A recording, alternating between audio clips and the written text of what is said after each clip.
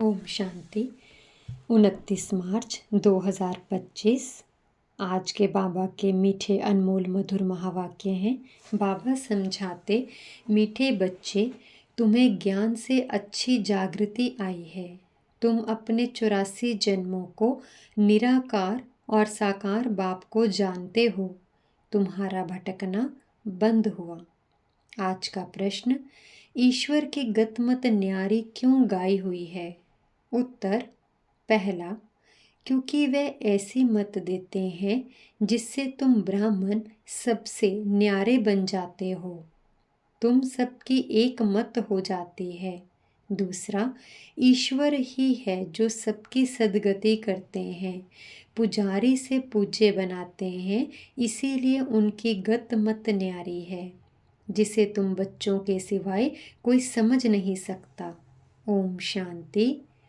तुम बच्चे जानते हो, बच्चों की अगर तबीयत ठीक नहीं होगी तो बाप कहेंगे भल यहाँ सो जाओ।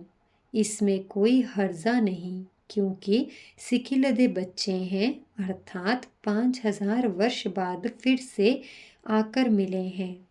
किसको मिले हैं? बेहद के बाप को। ये भी तुम बच्चे जानते हो, जिनको निश्चय है बरोबर हम बेहद के बाप से मिले हैं, क्योंकि बाप होता ही है एक हद का और दूसरा बेहद का। दुख में सब बेहद के बाप को याद करते हैं। सतयुग में एक ही लौकिक बाप को याद करते हैं, क्योंकि वहाँ है ही सुखधाम। लौकिक बाप उसको कहा जाता है जो इस लोक में जन्म देता है। पारलौकिक बाप तो एक ही बार आकर तुमको अपना बनाते हैं। तुम रहने वाले भी बाप के साथ अमर लोक में हो, जिसको परलोक परम धाम कहा जाता है। वह है परे ते परे धाम। स्वर्ग को परे ते परे नहीं कहेंगे। स्वर्ग नरक यहाँ ही होता है। नई दुनिया को स्वर्ग, पुरानी दुनिया को नरक कहा जाता है। अभी है पतित दुनिया, पुकारते भी हैं, हे पतित पावन आओ। सतयुग में ऐसे नहीं कहेंगे। जब से रावण राज्य होता है तब पतित बनते हैं, उनको कहेंगे 5 विकारों का राज्य। सतयुग में है ही निर्विकारी राज्य। भारत की कितनी जबरदस्त महिमा है, परंतु विकारी होने के कारण भारत की महिमा को जानते नहीं। भारत संपूर्ण निर्विकारी था जब ये लक्ष्मी नारायण राज्य करते थे। अभी वे राज्य नहीं है। वे राज्य कहाँ गया ये पत्थर बुद्धियों को मालूम नहीं। और सभी अपने अपने धर्म स्थापक को जानते हैं। एक ही भारतवासी है जो ना अपने धर्म को जानते ना धर्म स्थापक को जानते हैं। और धर्म वाले अपने धर्म को तो जानते हैं, परंतु वे फिर कब स्थापन करने आएंगे ये नहीं जानते। सिख लोगों को भी ये पता नहीं है कि हमारा सिख धर्म पहले था नहीं। गुरु नानक ने आकर स्थापन किया तो ज़रूर फिर सुखधाम में नहीं रहेगा। तभी गुरु नानक आकर फिर स्थापन करेंगे, क्योंकि वर्ल्ड की हिस्ट्री ज्योग्राफी रिपीट होती है ना। क्रिश्चियन धर्म भी नहीं था, फिर स्थापना हुई। पहले नई दुनिया थी, एक धर्म था, सिर्फ तुम भारतवासी ही थे। एक धर्म था, फिर तुम 84 जन्म लेते लेते ये भी भूल गए हो कि हम ही देवता थे। फिर हम ही 84 जन्म लेते हैं, तब बाप कहते हैं तुम अपने जन्मों को नहीं जानते हो, मैं बतलाता हूँ। आधा कल्प राम राज्य था, फिर रावण राज्य हुआ है। पहले है सूर्यवंशी घराना, फिर चंद्रवंशी घराना, राम राज्य। सूर्यवंशी लक्ष्मी नारायण के घराने का राज्य था। जो सूर्यवंशी लक्ष्मी नारायण के घराने के थे, 184 जन्म ले अभी रावण के घराने के बने हैं। आगे पुण्य आत्माओं के घराने के थे, अभी पात आत्माओं के घराने के बने हैं। 84 जन्म लिए हैं, वह तो 84 लाख कह देते हैं। अब 84 लाख का कौन बैठ विचार करेंगे, इसीलिए कोई का विचार चलता ही नहीं। अभी तुमको बाप ने समझाया है, तुम बाप के आगे बैठे हो। निराकार बाप और साकार बाप दोनों ही भारत में नामी ग्रामी हैं, गाते भी हैं, परंतु बाप को जानते नहीं हैं। अज्ञान नींद में सोए पड़े हैं। ज्ञान से जागृति होती है। रोशनी में मनुष्य कभी धक्का नहीं खाते, अंधियारे में धक्के खाते रहते हैं। भारतवासी पूज्य थे, अब पुजारी हैं। लक्ष्मी नारायण पूज्य थे ना, ये किसी को पूजा करेंगे? अपना चित्र बनाए अपनी पूजा तो नहीं करेंगे, ये हो ही नहीं सकता। तुम बच्चे जानते हो हम ही पूज्य, सो फिर कैसे पुजारी बनते हैं? ये बातें और कोई समझ नहीं सकते, बाप ही समझाते हैं। इसीलिए कहते भी हैं, हे ईश्वर की गतमत न्यारी है। अभी तुम बच्चे जानते हो, बाबा ने हमारी सारी दुनिया से गतमत न्यारी कर दी है। सारी दुनिया में अनेक मत मतांतर हैं, यहाँ तुम ब्राह्मणों की है एक मत, ईश्वर की मत और गत। गत अर्थात सदगति, सदगति दाता एक ही बाप है। गाते भी हैं, सर्व का सदगति दाता राम। तो समझते नहीं कि राम किसको कहा जाता है। कहेंगे जिधर देखो राम ही राम रहता है। इसको कहा जाता है अज्ञान अंधियारा। अंधियारे में है दुख, सोझरे में है सुख। अंधियारे में ही पुकारते हैं ना, बंदगी करना माना, बाप को बुलाना। भीख मांगते हैं ना, देवताओं के मंदिर में जाकर भीख मांगना हुआ ना। सतयुग में भीख मांगने की दरकार नहीं, भिखारी को इनसॉल्वेंट कहा जाता है। सतयुग में तुम कितने सॉल्वेंट थे, उसको कहा जाता है सॉल्वेंट। भारत अभी इनसॉल्वेंट है, ये भी कोई समझते नहीं। कल्प की आयु उल्टी सुल्टी लिख देने से मनुष्यों का माथा ही फिर गया है। बाप बहुत प्यार से बैठ समझाते हैं। कल्प पहले भी बच्चों को समझाया था, मुझ पतित पावन बाप को याद करो तो तुम पावन बन जाएंगे। पतित कैसे बने हो, विकारों की खाद पड़ी है। सब मनुष्य जंक खाए हुए हैं, अब वह जंक कैसे निकले, मुझे याद करो। देह अभिमान छोड़ देही अभिमानी बनो। अपने को आत्मा समझो, पहले तुम हो आत्मा, फिर शरीर लेते हो। आत्मा तो अमर है, शरीर मृत्यु को पाता है। सत्युग को कहा जाता है अमर लोक, कलयुग को कहा जाता है मृत्यु लोक। दुनिया में यह कोई भी नहीं जानते कि अमर लोक था, फिर मृत्यु लोक कैसे बना। अमरलोक अर्थात अकाले मृत्यु नहीं होती, वहाँ आयु भी बड़ी रहती है। वह है ही पवित्र दुनिया। तुम राज ऋषि हो, ऋषि पवित्र को कहा जाता है। तुमको पवित्र किसने बनाया? उनको बनाते हैं शंकराचार्य, तुमको बना रहे हैं शिवाचार्य। ये कोई पढ़ा हुआ नहीं है, इन द्वारा तुमको शिव बाबा आकर पढ़ाते हैं। शंकराचार्य ने तो गर्भ से जन्म लिया, कोई ऊपर से अवतरित नहीं हुआ। बाप तो इनमें प्रवेश करते हैं, आते हैं जाते हैं, मालिक हैं, जिसमें चाहे उनमें जा सकते हैं। बाबा ने समझाया है, कोई का कल्याण करने अर्थ मैं प्रवेश कर लेता हूँ। आता तो पतित तन में ही हूँ ना, बहुतों का कल्याण करता हूँ। बच्चों को समझाया है, माया भी कम नहीं है। कभी कभी ध्यान में माया प्रवेश कर उल्टा सुल्टा बुलवाती रहती है, इसीलिए बच्चों को बहुत संभाल करनी है। कईयों में जब माया प्रवेश कर लेती है तो कहते हैं मैं शिव हूँ, फलाना हूँ।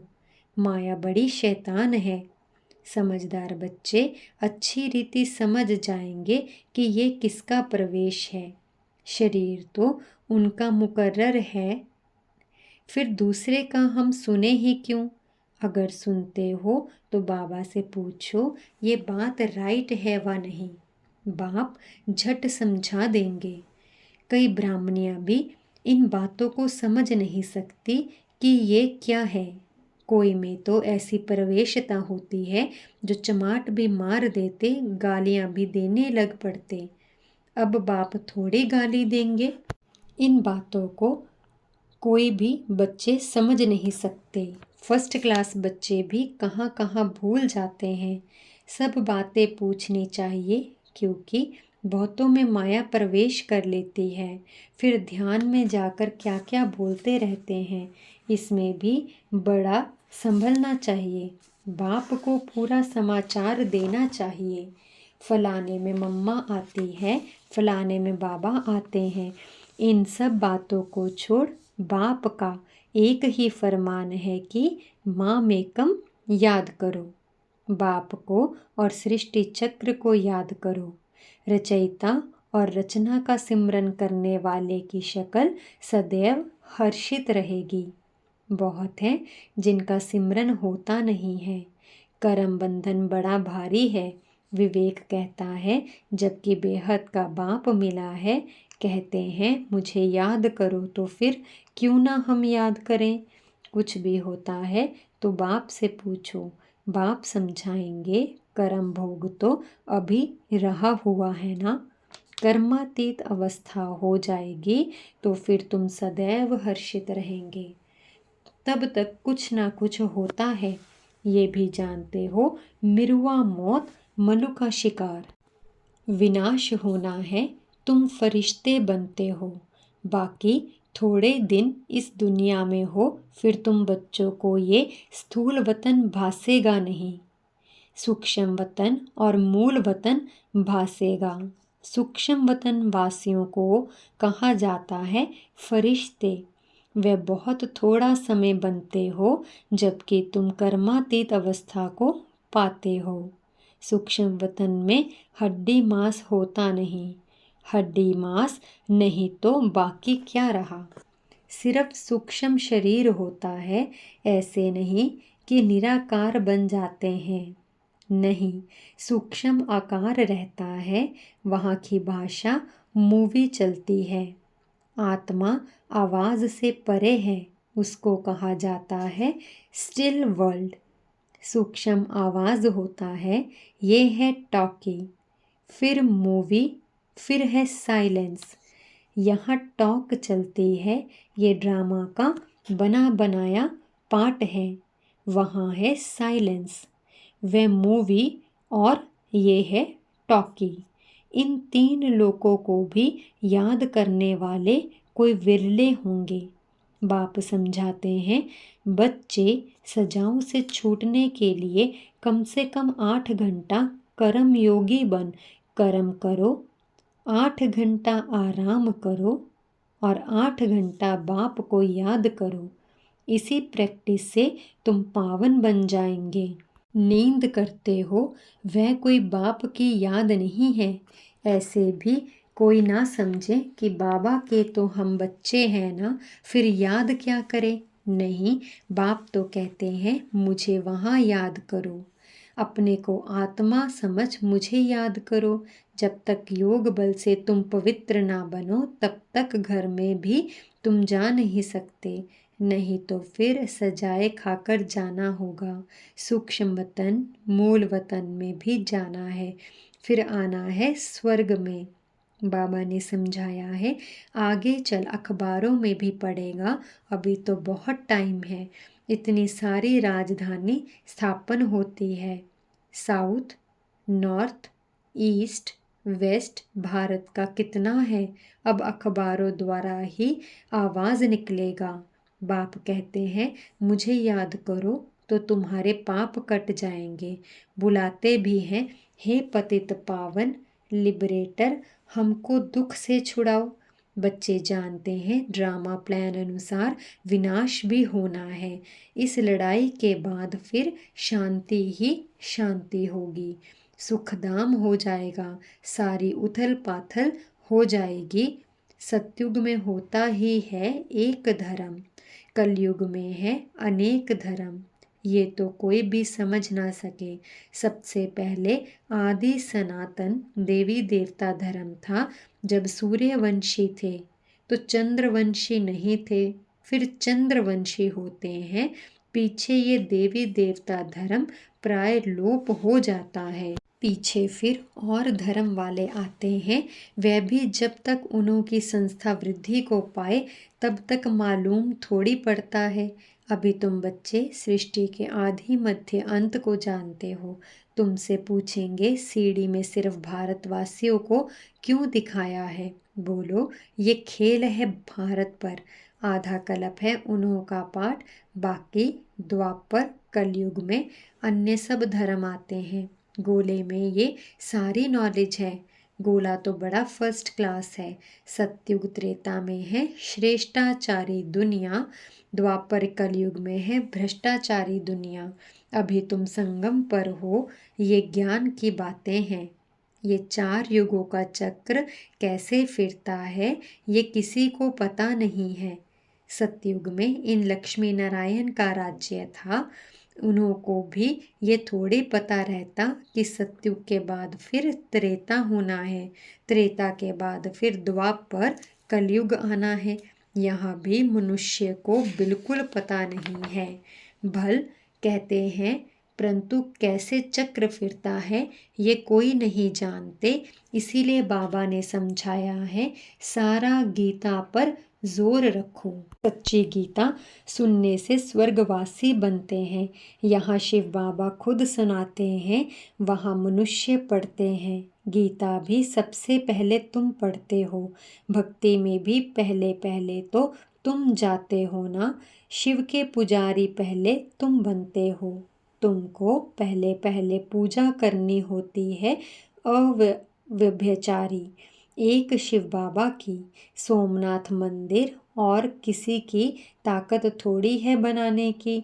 बोर्ड का कितने प्रकार की बातें लिख सकते हैं।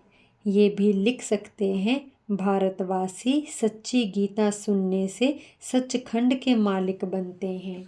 अभी तुम बच्चे जानते हो, हम सच्ची गीता सुनकर स्वर्गवासी बन रहे हैं। जिस समय तुम समझाते हो तो कहते हैं, हाँ बरोबर ठीक है। बाहर गए खल्लास, वहाँ की वहाँ रही। अच्छा, मीठे मीठे सिकिलदे बच्चों प्रति माता पिता बाप दादा का याद प्यार और गुड मॉर्निंग। रूहानी बाप की रूहानी बच्चों को नमस्ते। धारणा के लिए मुख्य सार है, पहला, रचयिता और रचना का ज्ञान सिमरन कर सदा हर्षित रहना है। याद की यात्रा से अपने पुराने सब कर्म बंधन काट कर्मातीत अवस्था बनानी है। दूसरा, ध्यान दीदार में माया की बहुत प्रवेशता होती है, इसीलिए संभाल करनी है। बाप को समाचार दे राय लेनी है, कोई भी भूल नहीं करनी है। आज का वरदान है, अपने शुभ भावना द्वारा निर्बल आत्माओं में बल भरने वाले सदा शक्ति स्वरूप भव। अपनी शुभ भावना के द्वारा निर्बल आत्माओं में बल भरने वाले सदा शक्ति स्वरूप भव। सेवाधारी बच्चों की विशेष सेवा है स्वयं शक्ति स्वरूप रहना और सर्व को शक्ति स्वरूप बनाना, अर्थात निर्बल आत्माओं में बल भरना। इसके लिए सदा शुभ भावना और श्रेष्ठ कामना स्वरूप बनो। शुभ भावना का अर्थ ये नहीं कि किसी में भावना रखते रखते उसके भाववान हो जाओ, ये गलती नहीं करना। शुभ भावना भी बेहद की एक के प्रति विशेष भावना भी नुकसान कारक है। इसीलिए बेहद में स्थित हो निर्बल आत्माओं को अपनी प्राप्त हुई शक्तियों के आधार से शक्ति स्वरूप बनो। आज का स्लोगन, अलंकार ब्राह्मण जीवन का श्रृंगार है, इसीलिए अलंकारी बनो, देह अहंकारी नहीं। अलंकार ब्राह्मण जीवन का श्रृंगार है, इसीलिए अलंकारी बनो, देह अहंकारी नहीं। अव्यक्त इशारे, सत्यता और सभ्यता रूपी कल्चर को अपनाओ। कई बच्चे कहते हैं वैसे क्रोध नहीं आता है, लेकिन कोई झूठ बोलते हैं तो क्रोध आ जाता है। उसने झूठ बोला, आपने क्रोध से बोला, तो दोनों में राइट कौन? कई चतुराई से कहते हैं कि हम क्रोध नहीं करते हैं, हमारा आवाज़ ही बड़ा है। आवाज़ ही ऐसा तेज है, लेकिन जब साइंस के साधनों से आवाज़ को कम कर और ज़्यादा कर सकते हैं, तो क्या साइलेंस की पावर से अपने आवाज़ की गति को धीमी या तेज नहीं कर सकते हो? अच्छा, ओम शांति, ओम शांति।